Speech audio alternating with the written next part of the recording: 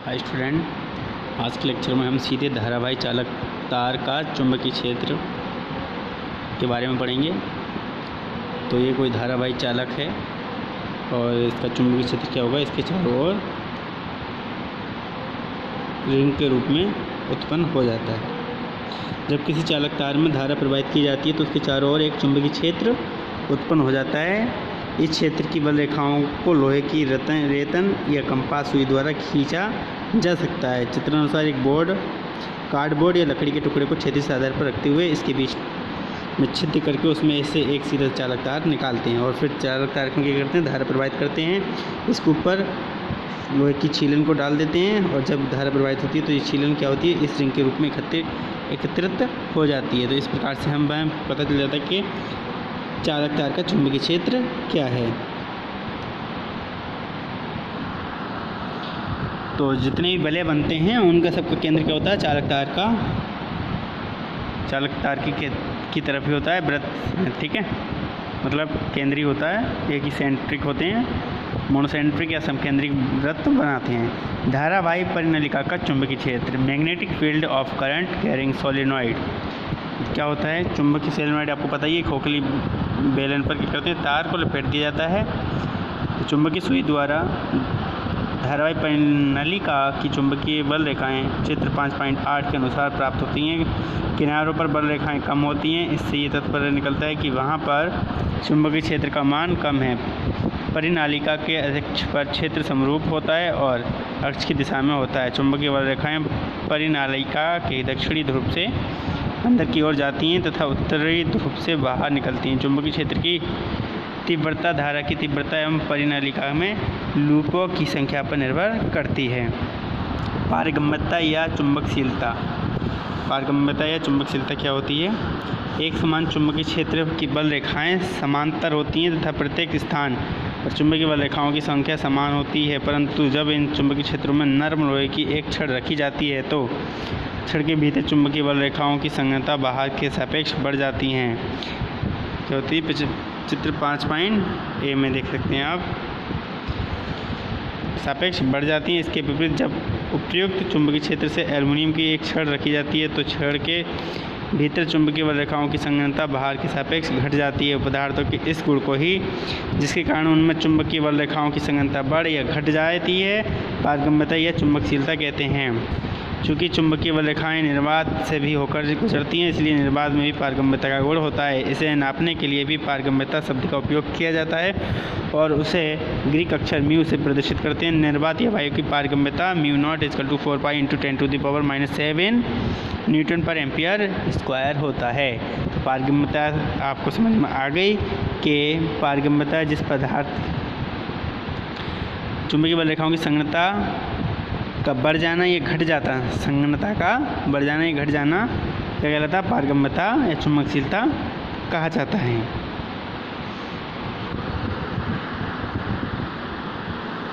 फिर है धारावाही चालक द्वारा उत्पन्न चुंबकीय क्षेत्र।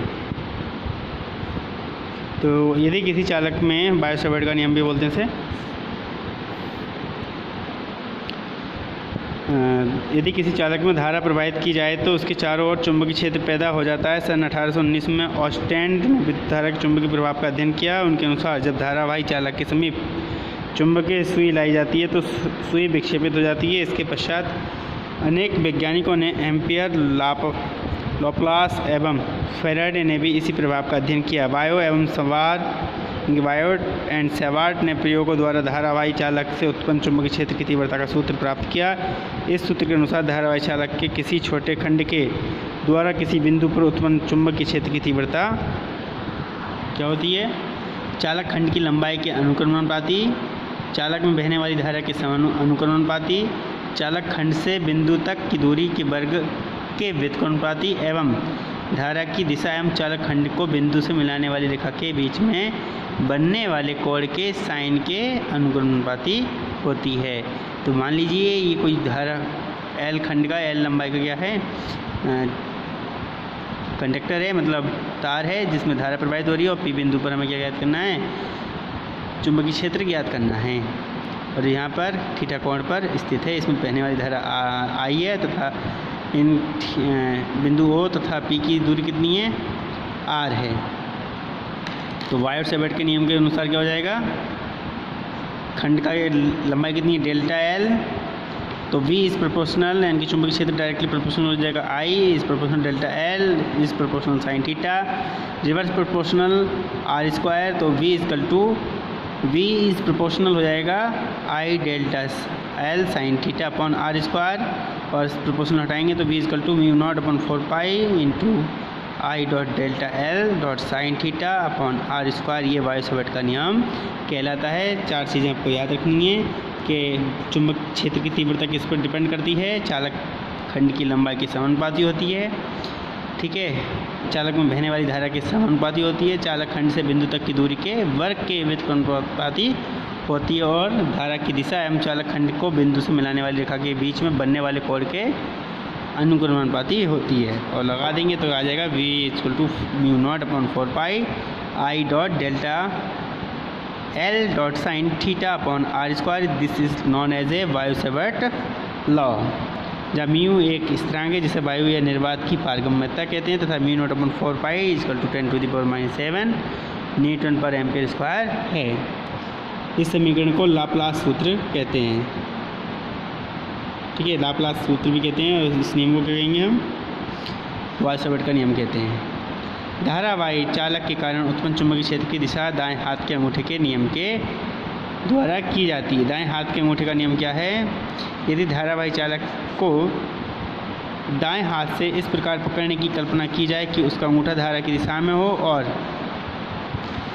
शेष चारों उंगली चालक को चारों ओर से लपेटे हों, तो इन उंगलियों के किसी बिंदु पर खींची गई स्पर्श रेखा उंगलियां चालक को और तो खींची गई स्पर्श रेखा क्या दिखाएगी, स्पर्श रेखा ही उस बिंदु पर धारावाही चालक के कारण उत्पन्न चुंबकीय क्षेत्र की दिशा को प्रदर्शित करती है। तो जैसे कि चित्र में दिखाया गया है, ठीक है, इस प्रकार से हम क्या करें, इस प्रकार से अगर हमने किसी चालक को पकड़ लिया है तो इसमें जो चुंबकीय बल रेखाओं को दिखाएंगी मुड़ी हुई उंगलियां और अंगूठा धारा की दिशा को, ठीक है।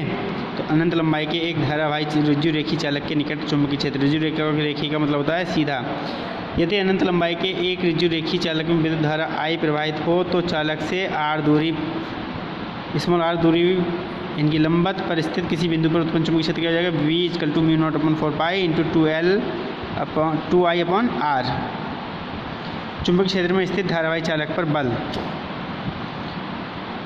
Force on a current carrying conductor placed in a magnetic field. तो किसी धारावाही चालक के कारण चुंबकीय क्षेत्र उत्पन्न होता है, अतः जब एक धारावाही चालक को एक बाह्य चुंबकीय क्षेत्र में रखा जाता है, तो धारावाही चालक के चुंबकीय क्षेत्र और बाह्य चुंबकीय क्षेत्र के बीच पारस्परिक क्रिया होती है। इसके परिणाम स्वरूप चालक पर एक बल कार्य करता है। केवल बाह्य चुंबकीय क्षेत्र के परिमाण दिशा चालक में प्रवाहित धारा और चालक की लंबाई पर निर्भर करता है।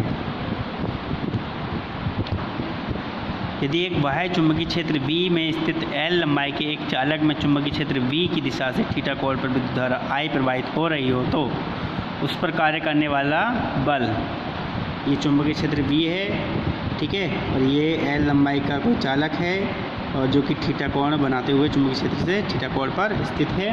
तो इस पर लगने वाला बल F क्या हो जाएगा, डायरेक्टली प्रोपोर्शनल हो जाएगा B के, I की प्रोपोर्शनल हो जाएगा, L के प्रोपोर्शनल हो जाएगा और साइन थीटा के प्रोपोर्शनल हो जाएगा। तो F इक्वल टू क्या हो जाएगा, BIL साइन थीटा, और यहाँ से प्रोपोर्शनल हटाएंगे तो के F इक्वल टू क्या आएगा, K into BIL sine theta आ जाएगा।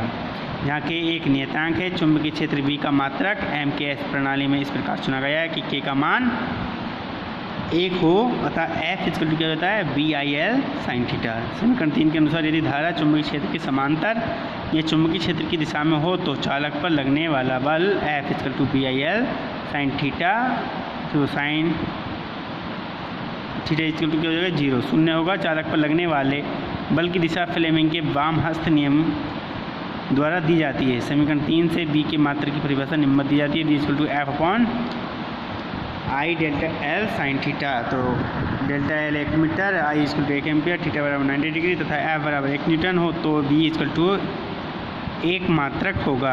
अतः बी का मात्रक हो जाता है newton upon ampere into metre.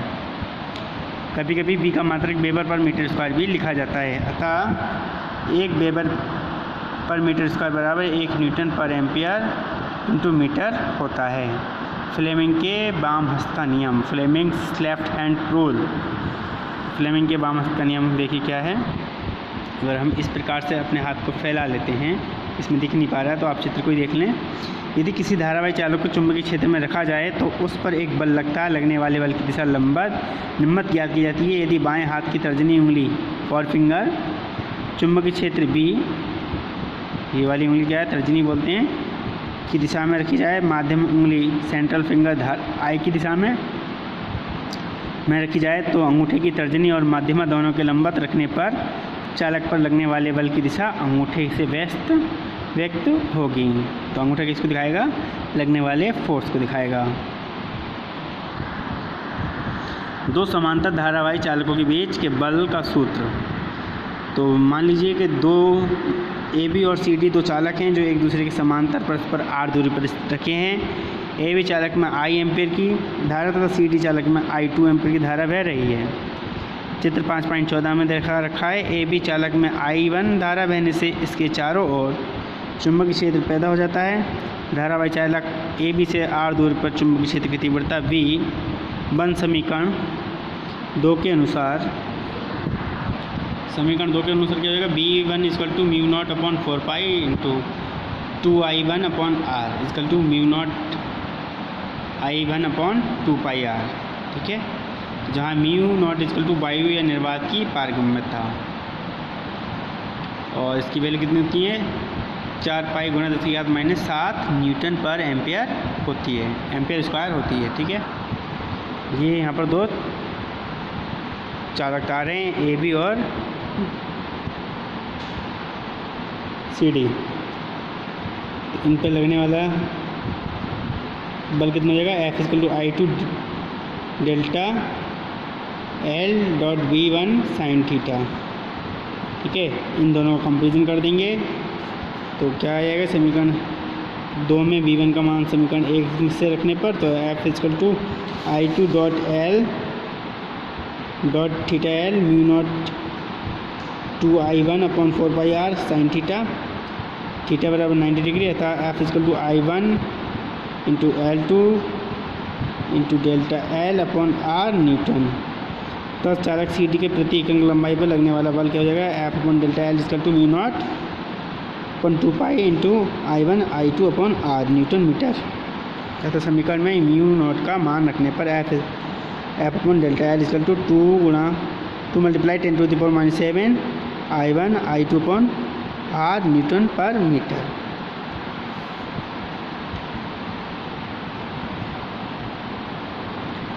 इस बल की दिशा फ्लेमिंग के बाएं हाथ के नियम से ज्ञात की जा सकती है। यदि दोनों चालकों में धारा की दिशा समान हो तो उसमें परस्पर आकर्षण होगा। यदि दोनों चालकों में धारा की दिशा परस्पर विपरीत हो तो उनमें परस्पर प्रतिकर्षण होगा।